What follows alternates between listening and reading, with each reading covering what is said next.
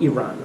Now, the big point I wanted to leave with you today is part of the argument that the reason why Brazil did what it did is because Brazil is not a responsible stakeholder needs to be seen from the Brazilian perspective. The Brazilians thought that what a responsible stakeholder does is try to get an agreement. An agreement whose foundations had been designed by the West less than a year before, buying time for negotiations. The Brazilians don't think the Iranians are going to produce a bomb tomorrow, so they're not that concerned about the timing issue. There was goodwill, and yes, it did not work. And the problem with not working is that it doesn't work, and we don't have an NPT that is legitimate, and as Barbary put it, neither side is showing any flexibility. So we're in a pretty bad situation, and nothing suggests it's going to get any better. Brazil and Turkey tried it, failed, but at least they tried. But I'm not a Brazilian official, so I'm just trying to give you their perspective. Okay, thank you for that tale of unrequited good intentions. Thank you. Thank you so much, and thank you to SETA for organizing this. It's a great pleasure being here and listening to these different perspectives. There's something peculiar about conversations in Washington. I very much appreciated what Matias said, and he opened up by saying an exercise in empathy is to try to see things a little bit from the Brazilian perspective and to explain why did Brazil do what it did. I'm having a book coming out in a couple of months, and part of the question I'm asking, particularly when it comes to this episode, which is about 40, 50 pages of that book, is why didn't Washington do what it probably should have done, instead of asking Brazil what it did. And there's a couple of different things here that I think I would like to raise. But before I do that, I just want to mention one thing that I think was very important what Matias said, that I don't think was taken into consideration in Washington during those few days right after the agreement, in which it was a very hostile environment here vis-a-vis Turkey and Brazil, and very personalized atmosphere as well. And that is the experience of Chelsea Amorim in the Security Council. I was a very junior person working in the Security Council at the time, and I do remember the impact that the Iraq sanctions had on the Brazilians. Brazilians didn't say much publicly, but in the consultations that were taking place behind the scenes in the Security Council, Brazil and Chelsea Amorim in particular, who was at the time the UN ambassador, was extremely active, and you could definitely see the impact that sanctions episode had on his thinking as a whole, which he did confirm to me later on, definitely did have an impact on the way that he viewed the Iran situation.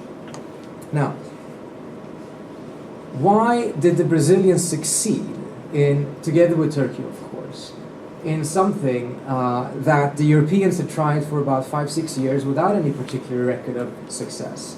The United States had not really tried, had not really been at the table, but also had failed. But the Brazilians and the Turks at the end of the day managed to get something that was quite coveted at the time, which was to get an Iranian signature on a document. What was it that enabled them to succeed in something that almost no one else had really managed to do from the West? And I think there's a couple of factors that are important. First of all, when it comes to the numbers, whether it's 50% or whatever, I think the key issue for the Iranians in the October negotiations, which became very politicized in the Iranian domestic political scene, was the issue that all of the LEU had to be shipped out in one single shipment. And the fuel pads could not technically, according to the West, the Iranians had a different view, but I tend to think that the experts at the IAEA are quite correct on this one, simply could not be returned to the Iranians until at least 9 to 12 months later. Which meant that the Iranians essentially, from their perspective, were taking a larger part of the risk, because there was obviously the risk that something could happen, and while their LEU is outside, it would not be returned, they wouldn't get the fuel pads. The United States, I think, did a lot to try to convey its seriousness to the Iranians in those negotiations, offering various types of guarantees. But because of the trust gap, there's no guarantee that the Iranians can give that is based on writing something on a piece of paper that would be ever acceptable to the United States. Nor is there any guarantee that the United States could give the Iranians based on it signing a document that would be sufficient for the Iranians. And what happened after the negotiations, from the Iranian perspective, failed to create an alternative mechanism such as having it being in 2 shipments, or that the second shipment or the third shipment would only come when the fuel pads, one shipment of the fuel pads had been delivered, was that the accusations against those in Iran who favored the agreement was that essentially you are putting your trust in the hands of the West, which in the Iranian political context is as politically suicidal as it is for someone in the United States to accuse Obama, you have put your trust in the hands of Ahmadinejad. It is not a politically viable position to be in. And the political infighting in Tehran disabled them in October to agree to it. Come May, the Turks and the Brazilians did something that Obama himself had endorsed in a direct conversation with Erdogan and Amorim only about around April 13th or 14th during the nuclear summit here in Washington, D.C., which is the idea of having an escrow account in Turkey in which the Iranian fuel would be put in, and in order to make sure that the Iranians felt that they had some sort of a control over it if the negotiations fell apart. And part of the reason why Turkey was acceptable, I think, to the Iranians was because there is some form of rapport. These are 2 ancient countries that have had a long history of both collaboration and competition and rivalry. But there is some form of mutual respect between the 2. But also because Iran feels like it has some leverage over Turkey, which it does not have over any of the other states in the P5+1. This gave the Iranians a little bit more sense of a comfort that they would be able to go forward with this.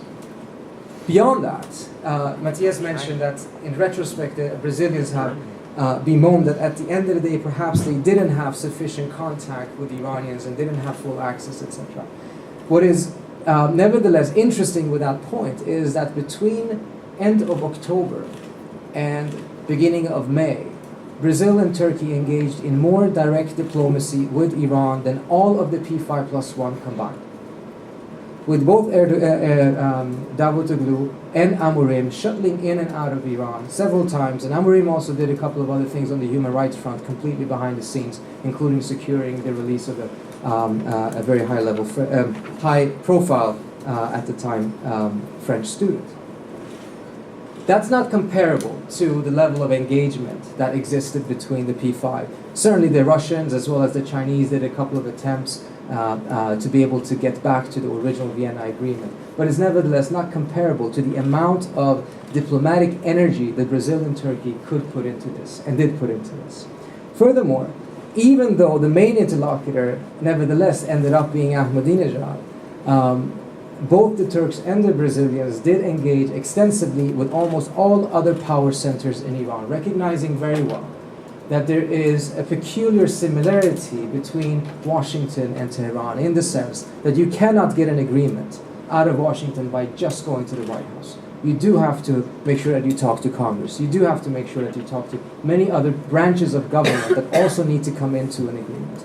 Iran, in a very different way, nevertheless, tends to work somewhat similarly. You do have to engage with Ali Larijani, who heads the parliament. You do have to engage with people from Khamenei's office. You need to give incentives for them, at a minimum, not to have any reason to go against the agreement, which is something that, again, the Brazilians and the Turks could do because they did it quietly over a long period of time. They didn't have any particular domestic political concerns that could sabotage all of this. They had the space and time to be able to do what I think one could call proper diplomacy. Furthermore, I think one of the first, correct me if I'm wrong, Matias, if it's not the first line in the Tehran Declaration, gives Iran exactly what it's been looking for, which is an acknowledgement by the signatories of the Tehran Declaration, which is only Iran, Turkey, and Brazil, a recognition of the right to enrich. Once you have that, it opens up a significant amount of additional potential flexibility from the Iranian side, which is obviously something that from the US's perspective, for very different reasons, has not been politically feasible or even attractive. Even though I personally believe that there is a readiness in the Obama administration to accept it, it is nevertheless something that would come at the end of a negotiation rather than as a concession at the very beginning of it. But there is an interesting parallel here. It may not be perfect like all other parallels, but you have a somewhat similar situation perhaps when it comes to the Palestinians and the Israelis dealing with each other, in the sense that unless there is a recognition of both sides of the other's right to exist, there isn't much of a basis to continue any negotiations. That has definitely created significant amount of problems in making sure that those talks go forward, because once you elevate these type of negotiations to an existential level, then everything else tends to become far more complicated than they perhaps need to be. What I think is valuable for us to take a look at looking at this experience is what has the alternative cost been of going forward with the sanctions resolution rather than attempting to see what the Tehran Declaration could achieve. We are now arguably in a far worse situation than we were about a year and a half ago. Certainly, Iran is not the headlines any longer, but that's not necessarily because anything particular has changed in Iran or that the US's attitude has changed in Iran. It's because of the Arab Spring. It's because we have also shifted our focus in Washington when it comes to what is the metric that we use to be able to measure how dangerously close Iran may be to whatever goal that they would have. During 2009, the metric that consistently was being used was how much LEU, low enriched uranium, do the Iranians have? And every month they increased that LEU, and the clock was ticking in a very visible way, and added perhaps artificial pressure was put on finding some sort of a quick solution. That clock has kept on ticking. We just haven't paid attention to it because the Iranians are consistently adding new LEU to their account. They are apparently doing so at a slower pace than they were before because of the effect of some of the sanctions. But even administration officials admit, and there's no value in not admitting it, the Iranian program has not changed direction. It has been slowed down. But it is still continuing. It is still amassing the LEU. And we are not going to be able to see anything constructive diplomatically between the United States and Iran or the P5 up until at least after the US elections here. And even then, it's probably going to take another 7-8 months because then the Iranians are going to go into their election season. And we saw the political chaos that caused. So so instead, we're going to see a couple of, probably 2 or 3 more years in which this will continue. It's not going to change direction. It's going to create a lot of problems for them, but they're going to get closer to a more critical stage day by day. And as this continues, it's going to make it even more difficult to be able to find any technical solutions. And also politically, I have a very hard time seeing that, at least on the US side, even in a second term, there would be the amount of political will necessary to be able to sustain the type of diplomacy that is needed to get a breakthrough on this issue. Just as a comparison, the process of normalization, and we're not even talking about normalization here between the US and Iran, but the process of normalization between Libya and the US took about 7 years over the course of 2 presidents. Between Vietnam and the United States, 4 years, and an additional 6 years before there was a full trade agreement over the course of 3 presidents. When Senator Mitchell negotiated the Good Friday Agreement, he has a quote, and he said that I pursued negotiations for 700 days, and during those 700 days, the 2 sides vowed to disagree on everything, essentially. And on the 701st day, they agreed to everything that they had promised not to agree on. But we didn't give up. We continued. And those episodes of successful diplomacy are quite different from a stint of 3.5 weeks in October, or whatever things that may have happened behind the scenes. So I think, however genuine I personally believe the Obama administration's efforts were in 2009 to try to find something, it doesn't quite fall in the category of sustained and proper diplomacy. And I'll stop on that. Thank you. Okay, if I may, I'll ask the first question. I'm trying to take a lead from what everybody's saying. I want to ask the panelists, to what extent Matias dealt with it somewhat, then Trita kind of walked it back a little. To what extent really was there miscommunication between Turkey, Brazil, and the United States?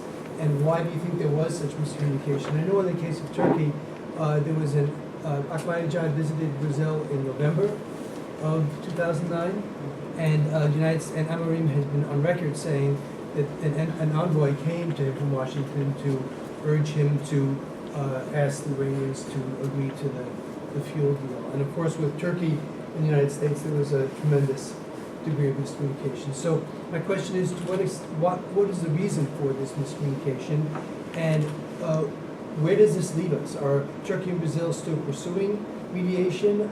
And if not, what does this say about the possibility of diplomacy going forward?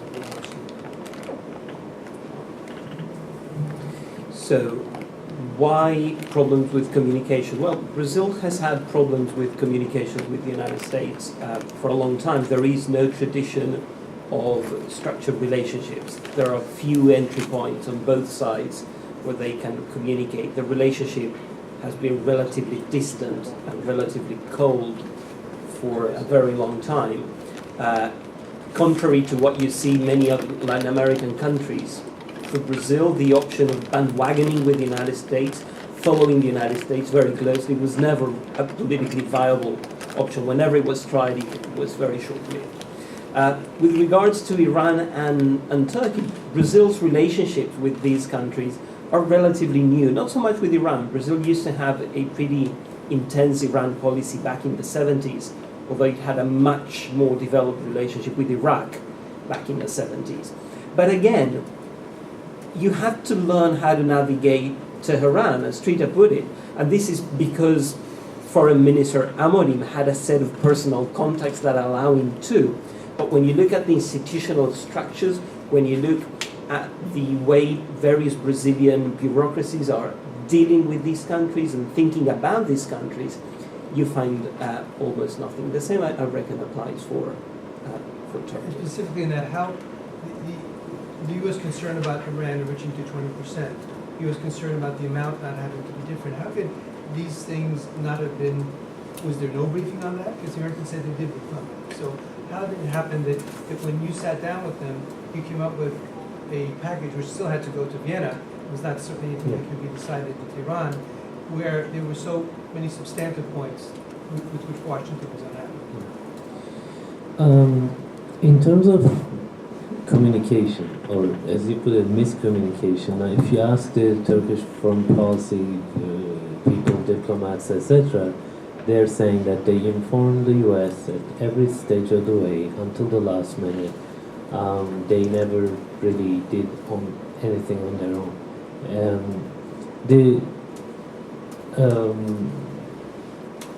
Surely the content is not exactly what it was before, what was proposed originally.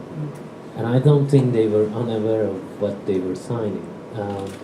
But I think that Turkey had the minimalist approach in the sense that, as Trita was saying, there is a commitment here.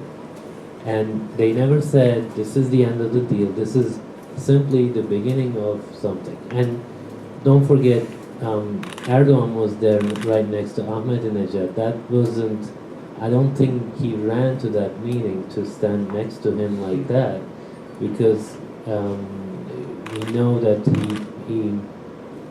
he really wanted them to sign something, otherwise he wouldn't make the trip there. He refused to just come down for just another meeting. So they thought they were serious about what they were doing. It wasn't exactly perhaps 100% of the original deal, but the idea was that, okay, let's get them in the loop. Let's get them, and manipulation kind of by Ahmadinejad, it's the eve of the sanctions, etc. I personally think it was a problem, and everybody recognized that that was a problem.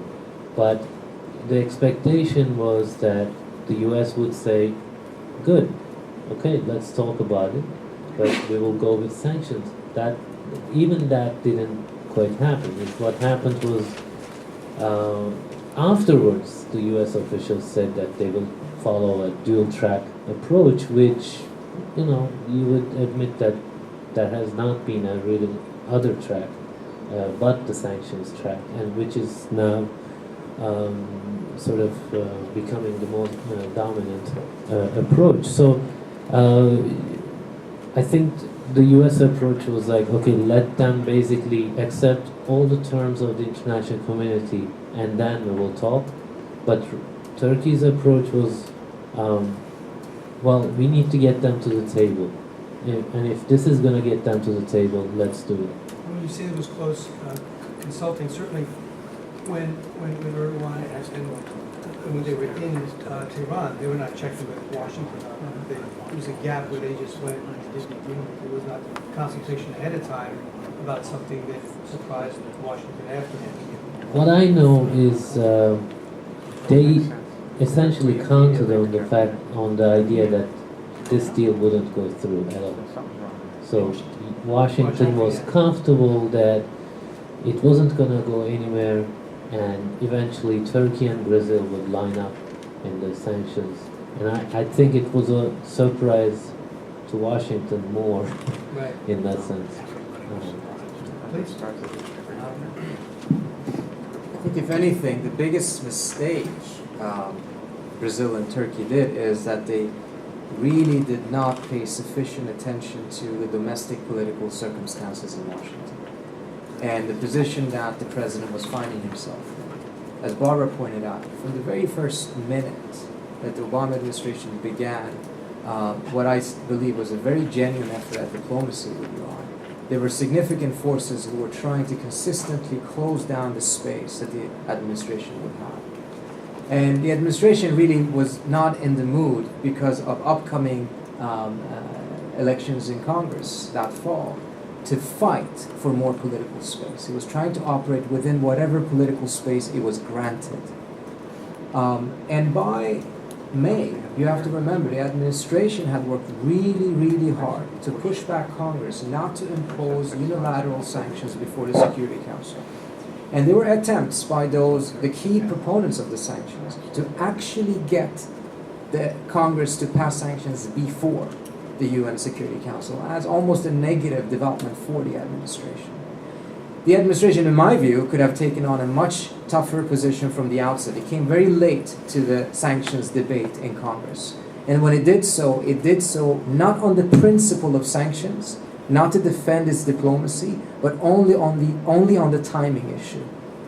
And he had already managed to push it back a little bit. By May, there was significant frustration in Congress. And if there hadn't been any sanctions that the Security Council passed, sanctions would nevertheless have been passed in Congress and would have created a significant problem between the United States and its allies in the Security Council. And the whole coalition management that constantly has to take place in the P5 would have fallen apart. That's a domestic political reality that has obvious repercussions for the relations of the United States with its allies that I think Turkey and Brazil did not sufficiently take into account. They saw this as a problem resolution exercise, and they did resolve the problem, but the problem was much bigger, had completely different dimensions than the Turks and the Brazilians, perhaps. Not to say they didn't take it into account, but perhaps didn't take it into account sufficiently. Now, when it comes to the communication issue, though, I think we have to take a little bit more responsibility in Washington. There were numerous conversations between the Brazilians at the highest level with the United States, as well as between the Turks and the United States. There was a confusion of messages given to them, and I don't think it was a deliberate thing. Even when you take a look at the WikiLeaks, you see a contradiction in the messages that was being sent. I don't think it is strange then that as a result, the Turks and the Brazilians went not with the contradictory messages that could come out of the NSC and state, but they went with what the president himself said, particularly when he put it on paper. Because that really should take precedent over any other message. That should be the last word. And they went with that, but apparently whether that letter should have been written, whether it should have been sent, etc., is something that I know there are some divisions within the administration on. There wasn't any clear messaging from this end. There was certainly numerous occasions in which the U.S. said that they want to see 20% addressed, and they're not happy about the increased level of enrichment, LEU, in Iran. But then the letter of August 20th, 3.5 weeks before Lula goes to Tehran, only mentions 1,200, and April 20, only mentions 1,200 kilos and says that is a significant confidence building measure and does not say a word about 20%. So there's mixed messages, and the last word came from the president, and that's the word that you probably should go with if you're trying to figure out where the administration is standing. Turned out not to be correct. Just one note here, I think there's some misperception about the fact that the Tehran agreement was not the final deal. The deal had to be hammered out in Vienna. So what happened is that the U.S. went ahead towards sanctions after the Tehran deal. Hillary Clinton announced that they had drafted the sanctions the day after the Tehran agreement was reached. But the Tehran agreement itself had nothing to do with sanctions. And Amarin has said that the Iranians tried to get sanctions put into the agreement, and the Iranians and Turks said no. So there is a real confusion here, because one thing is the sanctions track. And on the sanctions track, there is the statement that because the Tehran agreement was reached and then wasn't honored by stepping away from sanctions, that's some kind of failure on the part of the United States. But I think that's unfair, because the Tehran agreement was supposed to be decided in Vienna as part of a larger package. And if the Iranians had wanted to pursue it, they could have pursued it in Vienna. And also, the Tehran agreement was not the final word. This was something that had to be hammered out with the Vienna group, which is the United States, Russia, and France, and the IEA. So we're talking about this as if it's a deal that was turned away. This is a tentative agreement that still had to be negotiated, which got stopped by the United States insisting that they were going to proceed to sanctions, which throws you back on what were the Iranian intentions. Were they serious about striking a deal, or were they just trying to stop sanctions? And the Iranians are certainly not choir boys in this story. That's all I'm saying. So if anyone wants to contribute to that. I think it's a very fair point, because at the end of the day, there is an experience in which the U.S. is very concerned that if they actually had delayed this, the coalition that they had managed to get put on the same page in favor of the sanctions could have fallen apart. The Chinese and the Russians only agreed to the sanctions, unbeknownst to the Brazilians and the Turks, the Friday before the Sunday when Lula went to Tehran.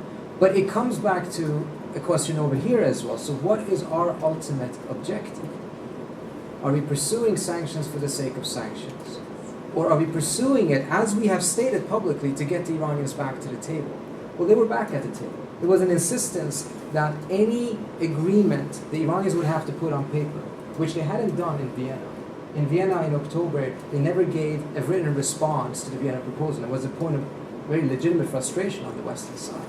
When it comes to the Tehran declaration, within a week there was a written response, which had been presented as a criteria to determine Iranian seriousness. Which was to be debated in Vienna. Which was to be debated. And Tehran never did that. There were overtures to them to come and debate this in the Vienna group, and they never did it. Well, what happened was that on the very day that the sanctions resolution was put in the Security Council, quietly there was a response from the Vienna group rejecting the Tehran declaration. So there wasn't much space for debate. The ball was in the Vienna group's court up until they actually gave a response. They gave a response 2-3 hours before the Security Council voted. Because they had been waiting for the Iranians. Well, I tend to trust when Secretary Clinton says something, and she went to the Senate on the Tuesday after the agreement and said, we're going to put forward a sanctions resolution in the Security Council, and mark my word, this is the clearest response to what happened in Tehran over the weekend. So she presented it as a direct response in a testimony in the Senate towards the Tehran declaration. Once again, finish, don't get questions. It's the dual tracks, and she was responding to the fact that this would influence sanctions, which was clearly the Iranian intent, because they wanted that in the resolution. As for the Tehran agreement itself, in terms of the fuel swap, the Iranians did not pursue it, and when the P5+1 asked them for a clarification of what, because they had other things, such as more than 1,200, the Iranians didn't answer that. So it was the Iranians trying to muddy the waters to some extent between sanctions and what was going on in the fuel swap. But we're taking too much time. Are there any questions? Thank you very much to all of you. I'm Julia Swy from the Council on Foreign Relations. This is really fascinating. And just building slightly on the question about who's communicating with whom and when, and why the anger and surprise the morning after. I've looked into this to a certain extent as well, and all of you are confirming my sense that the Americans didn't expect Brazil and Turkey to get a deal. Neither perhaps did Brazil and Turkey expect to get a deal. The coalition around the sanctions was finally solidified by the day before the weekend, etc. But I wanted to ask all of you that could comment on it about the communication between Brazil and Turkey. with one another. Because it's also my understanding, and maybe I'm wrong, that there wasn't all that much on the front end nor on the back end, and I just wish you could illuminate a little bit. You say that Turkey was consulting along the way at every step with Washington, Brazil not so much. How about with one another? Great questions. Let's go first.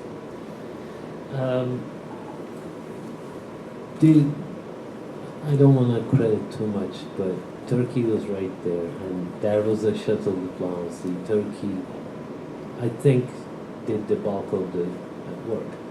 But it, again, they had political considerations as well, and aligning with a country like Brazil instead of trying to do it on their own was obviously something much more politically viable. So I think on the broad idea of getting Tehran to agree to something based on that letter and the broad understanding, I don't think they really, I mean, I don't know at that level what kind of discussions you have with the LEU, how many kilos, etc. For politicians at that level, it's about getting the document. You make them responsible for something they signed. And this is, I don't think it was anything easy for Ahmadinejad himself.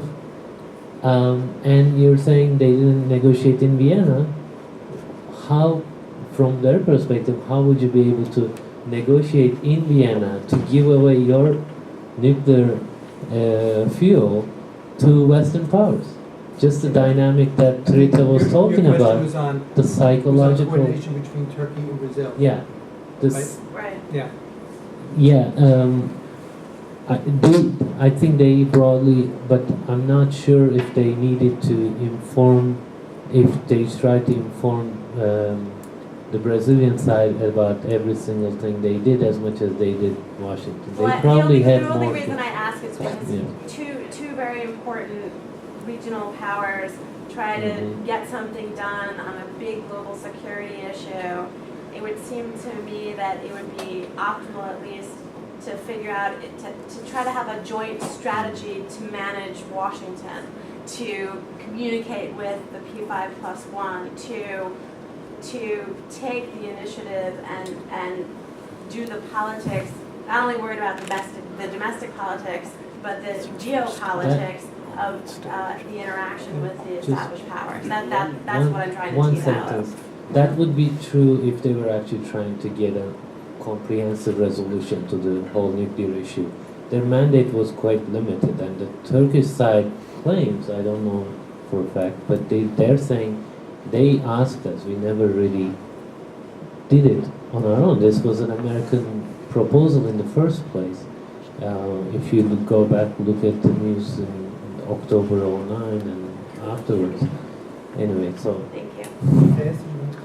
Just, I think Trita will know much more than I do.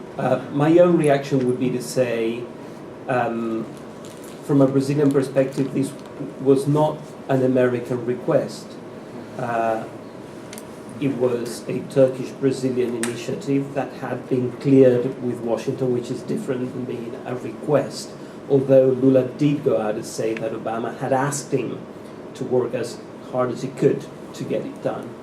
I don't think the Brazilians would agree with your quote that Turkey did the bulk of the work, and that suggests that split in interpretations, I think, speaks loads for what you were saying. I don't think there was a joint strategy to work Washington, because I think Ankara and Brasilia did not have their own strategies to work Washington. I don't think. I think it was much more centered around the two foreign ministers and their own previous experience, and the fact that the two foreign ministers are incredibly active and activist.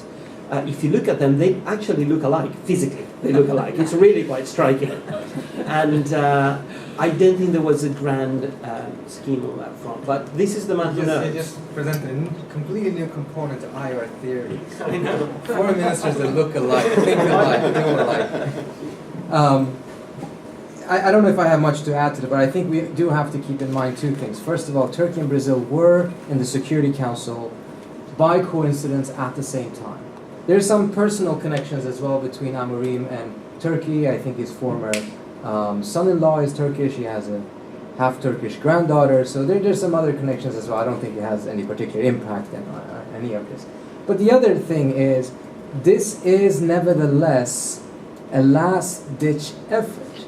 The Turks, of course, from the very beginning of the Obama administration, Erdogan himself offered Turkish officers to be able to assist in the negotiations. It was initially welcomed by Clinton, but there wasn't any particular thing happening. But once everything falls apart in Vienna in October '09, then suddenly you see that American officials are being more open, not only going to Turkey and Brazil, but talking to some other countries as well to see what can be done to get the Iranians to agree to the deal before the end of the year in order to be able to salvage. And it may not have been any hard asks, but there were suggestions, there were some soft asks about that. And that is the time in which you see Turkey and Brazil independently at first start to get involved, and then by January in 2010, there starts to be at least some level of coordination, but probably not at all sufficient, and most importantly, very little coordination when it comes to how to handle the communication with Washington, D.C. What I hope, though, when studying this going forward is that we don't end up having to draw the conclusion that if you actually can resolve a problem, please don't try because you will get punished. Because that would be a very, very bad signal to send other countries down the road at some point who may actually have the capability of being able to mediate conflicts in which the United States itself is missing some maneuverability. That would be a very dangerous signal to send. Any more questions, please? Hi, João Castanegos from Brazil, political analyst. My question is for Matias. This discussion is really interesting, and when you look today, ever since January 2010, you look at Turkey. The same set of interests that moved Turkey to try to broker a deal, they're still in place. When you look at Brazil, it seems that as Brazil, as you know, January